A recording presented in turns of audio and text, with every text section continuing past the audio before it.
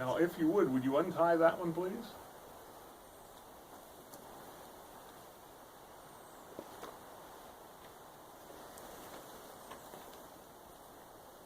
I'm going to take this one. Now you can just let that drop. Would you mind holding on to this?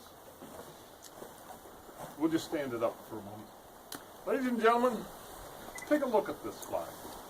This is not the flag that flies in front of the post office in your hometown.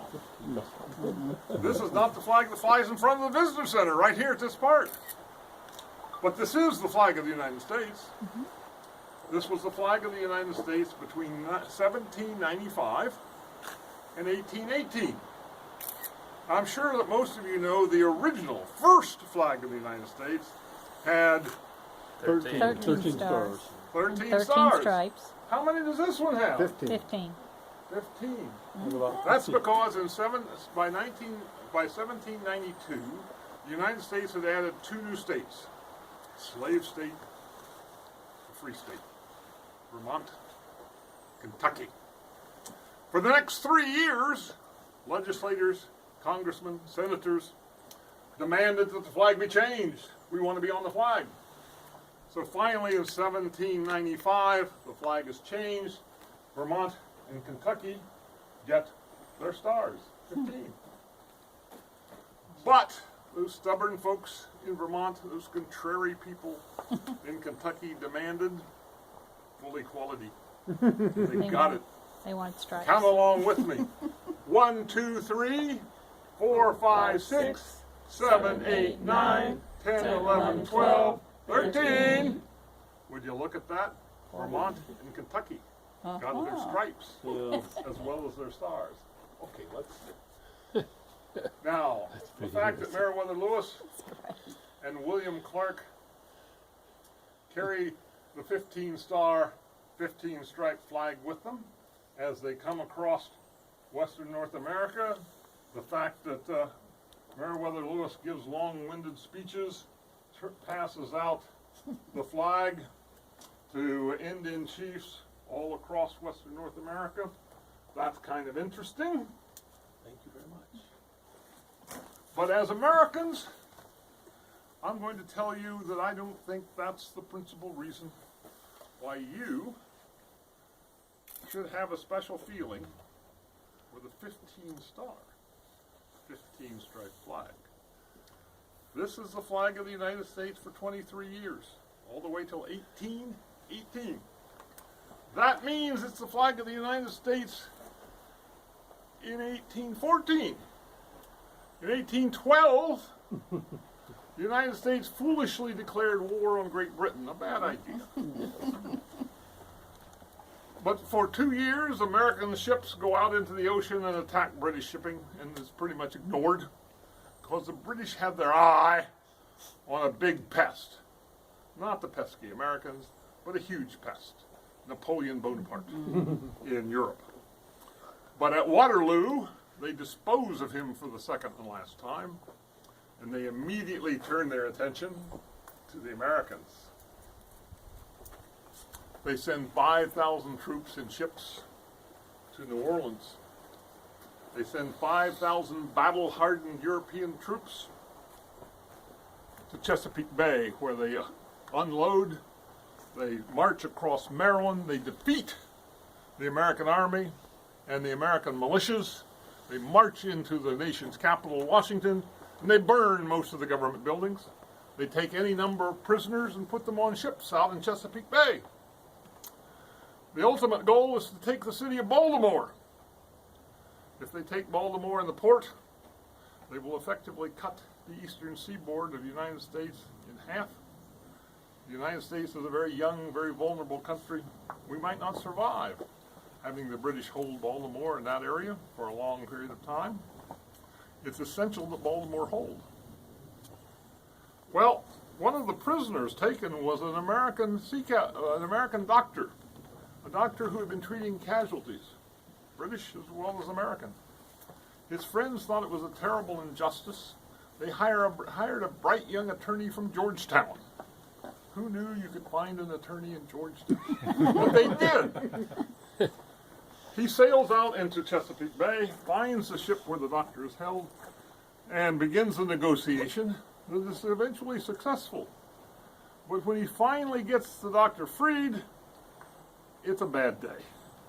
Because the British have aligned all their ships because they're going to attack the only American outpost defending Baltimore, Fort McHenry at the mouth of the harbor. If the British can take Fort McHenry, they'll take Baltimore, they'll cut the eastern seaboard in half. The country is in jeopardy. So they stand on the deck of their little boat because they're not allowed to leave. They're tied to the main British warship. And all day they watch as the various British ships fire upon Fort McHenry in the distance. But they're reassured because all day they can look off, and in the far distance they can see, flying over Fort McHenry, a really huge version of the 15-star, 15-stripe flag. But then nightfall comes. The battle continues. It's dark. Can't see a thing. But the British have a new weapon. Scary. Never been seen before in the United States. The Congreve rocket. And periodically one or another British ship will fire a barrage of rockets at Fort McHenry. And the doctor and the lawyer will stand up and look as close as they can because it's in the rocket's red glare. But they can see the 15-star, 15-striped flag of the United States. The British have a couple of other really interesting ships. Down in the belly of the boat, it has one huge cannon. Short barrel, but massive. It fires a 200-pound cast iron ball. Not very far, but it pops it way high in the air. And when that cast iron ball drops down over top of Fort McHenry, when that bomb bursts in air, there's a brilliant flash of light. And in that flash of light, the doctor and the lawyer can look off and see flying over Fort McHenry the 15-star, 15-stripe flag. But the British fire for a very long time, over 24 hours, keeps going. They begin running out of ammunition. There's only so much ammunition on these boats. One ship after another stops firing, and finally they're all quiet. The doctor, the lawyer are looking at one another. What's the story? Can't tell. Has the flag come down? Have the British troops marched into Fort McHenry? Are they taking over Baltimore? But finally, after waiting along what seems like forever, they look up as the sun rises, and there, in the dawn's early light, they see the 15-star, 15-striped flag of the United States. It's still there. So when you're here at Lewis and Clark National Historical Park, you get to see the 15-star, 15-striped flag. When you visit another wonderful national park site, Fort McHenry in Baltimore, you also get to see a very large version of the 15-star, 15-striped flag. If you walk down the mall into the American Museum of History in Washington, D.C., you get to see the original 15-star, 15-striped flag. So when you're here or there, you're not looking at just any American flag. What you unfold is not just any American flag. This is the Star-Spangled Banner. Ladies and gentlemen, Great. this is concludes our last formal program of the day. We are delighted that you've chosen to come, spend a little bit of time with us, learn a little bit about this remarkable group of people whose exploration here into the Northwest resulted in a flood of immigrants from the United States into foreign territory. Because when Lewis and Clark were here, this was not American territory. The Brits controlled it for 40 years after Lewis and Clark visited this, but they weren't able to hold it because it was flooded with unwanted immigrants from beyond the Continental Divide. Up in British Canada, redcoat Mounties stood at the Continental Divide and stopped British settlers and told them to go back. The King of England has given a license to the Hudson Bay Company. No settlers are allowed in the river basin of the Columbia River. But there were no redcoat Mounties on the Continental Divide in the Louisiana Territory, and this place filled up with Americans.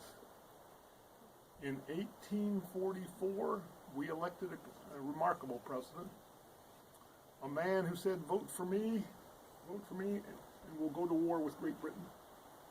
Crazy. But we elected him anyhow. 2 years later, he did something no one would do, at least not today. He compromised. He agreed to draw a line with the British, that we could draw a line from the Lake of the Woods in Minnesota along the 49th parallel all the way out into the Georgian Strait. Everything north of that would become British Columbia. Everything south became the Oregon Territory, United States territory. But who encouraged all of those people to come west? Who wrote the stories about forest, fish, game, elk? Who wrote those encouraging words that they read? They could have stopped in Kansas. They could have stopped in Nebraska. They could have stopped in Wyoming or Montana, but they didn't. They kept coming over the Continental Divide, flooding into this British territory, British Columbia. But you're not in British Columbia. You're in the state of Oregon, in the Pacific Northwest of the United States. Why? Lewis, Clark, and the members of the Corps of Discovery spent some time here, wrote about it. In 1819, as people were flooding into the East Coast and find that all the land is taken, a newspaper publisher, Horace Greeley, writes a banner headline across his newspaper in New York City. What does he tell all those people flooding into the United States looking for land to settle on? Go west, young man, go west. And they did. Yeah, we did. I think we helped. Ladies and gentlemen, you're a great group. Thank you very much for coming. Have a great day. Thank you.